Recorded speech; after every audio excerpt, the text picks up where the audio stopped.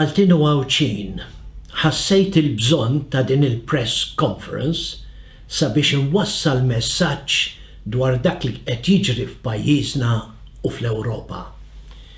Il-bieraħ daħlu żewġ vapuri fl-ibħra tagħna, l-NS Lion li huwa crude oil tanker u is-Sea Star Victory li huwa bulk carrier.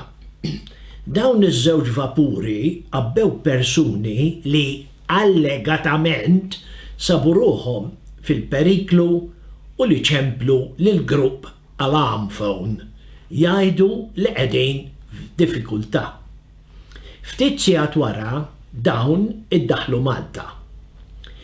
Intant Alarm Phone ħabbru wkoll li kien hemm 21 dgħajsa oħra fi triqthom, 3 mill-Libja u 18 mit-Tunezija.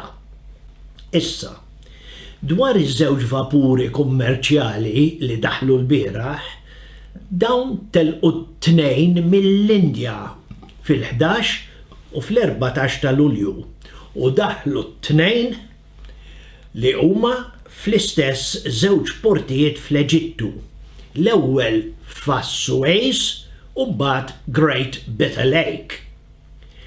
Dawn il-vapuri allegatament qabbew lil dawn il-persuni li kienu fuq żewġ dgħajjes fl-istess żona.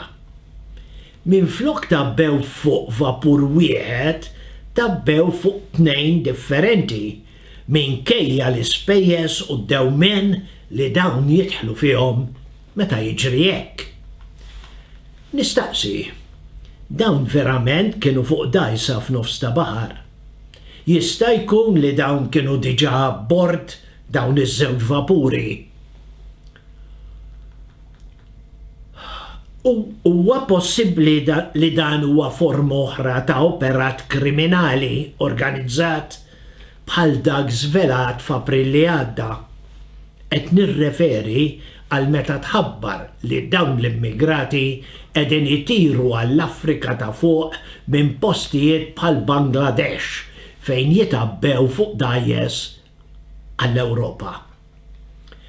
Alarm Phone, grupp li qed jibbenefika mill-fondi ta' min irid il-qerda tal-Ewropa, jappellaw lil min irid jaqsam lejn l-Ewropa b'mod illegali sabiex iċemplu n-numru reklamat fuq is-sit tagħhom għaliex il-moviment ħieles huwa dritt ta' kulħadd.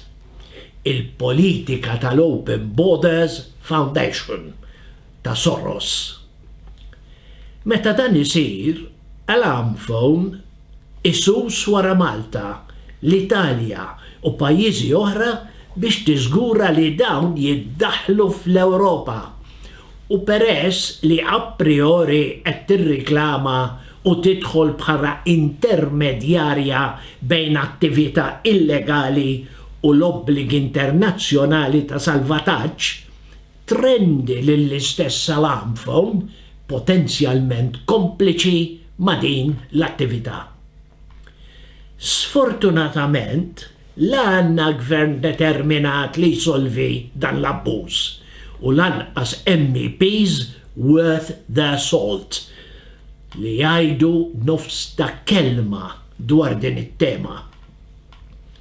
Biss kif id-demokrazija tirrikjedi, aħna qed inħeġġu lill-Gvern tal-Ġurnata iżomm mibes dwar il-kwistjoni u li jkompli jaħdem mal-Gvern Taljan dwar il-front komuni li jirreżisti l-abbuż tal-obbligi internazzjonali. Fl-istess ħin infakru li l-immigrazzjoni illegali hija theddida għal kull pajjiż, speċjalment gżejjer bħal Malta. Dan fl-isfond ta' direttivi ġodda li qed tħejji l-Ewropa u li huma msejsa fuq is-solidarjetà minflok fuq is-sigurtà u l-interess nazzjonali u Ewropew. Dawn id-direttivi jinkludu b'obbligu l-integrazzjoni, id-dritt li tinġib ukoll il-familja tal-applikant u miżuri oħra bħal dik tad-dritt tal-akkomodazzjoni. Iva, l-immigrazzjoni għadha l-priorità ta' Imperium Ewropa bħala partit u din mhix ġejja biss mill-influss ta' nies bid-dgħajsa iżda wkoll dawk li jidħlu u li jibqgħu hawn minkejja l-iskadenza tal-permess. Dan qed iwassal għal ethnic replacement, ċoe sara demografika irreparabbli li qed twassal għall-estinzjoni ta' dawk l-elementi li sawru lil ġensna u li għaġnu l-identità tagħna. Huwa tal-mistħija li MEPs li batna Brussell jeqpaw sikta dwar din il-pena li qed tifni lill-Ewropa u li qed tressaqa fi kriżi identitarja. Nisħu li dawn il-metodi ta' immigrazzjoni illegali u ta' involviment għal-armphone għandhom jiġu investigati fl-intir tagħhom u riveduti l-liġijiet li qed isiru ngassa ma' onqna permezz tal-abbuż ovvju u rampanti. Il-bieraħ rajna xeni rakkapriċċanti f'Buġibba b'żewġ Niġerjani mitlu imma l-art fadira demm wara ġlieda bejniethom. Dan hu l-futur tal-waħxa l-uliedna, dan hu r-reżultat tal-aġir ta' dawk l-NGOs li qed jiffaċilitaw din l-invażjoni ta' pajjiżna.